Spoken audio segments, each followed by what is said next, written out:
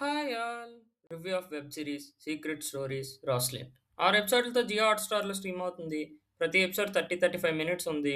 ఇంక story line విషయానికొస్తే 'రాస్లిన్‌కి కల్లోకి ఒక అతను వచ్చి చంపాలని చూస్తాడు.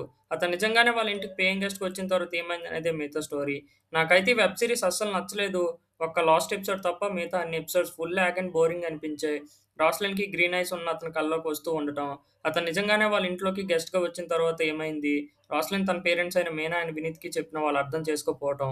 ప్రతి ఎపిసోడ్‌లో అదే ఉంటది. డ్రీమ్స్ అనే కాన్సెప్ట్ బావున్నా, స్క్రీన్ ప్లే మరీ స్లో పేస్డ్‌గా ఉంది.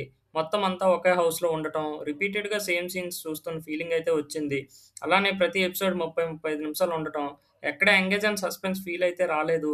లాస్ట్ ఎపిసోడ్‌లో ట్విస్ట్ ఉన్నా నాకైతే సర్ప్రైజింగ్‌గా అనిపించలేదు. చాలా మలయాళం ఇప్పుడు అన్ని లాంగ్వేజెస్‌లో ఇలాంటి ట్విస్ట్ ఉన్న మూవీస్ చాలానే ఉన్నాయి.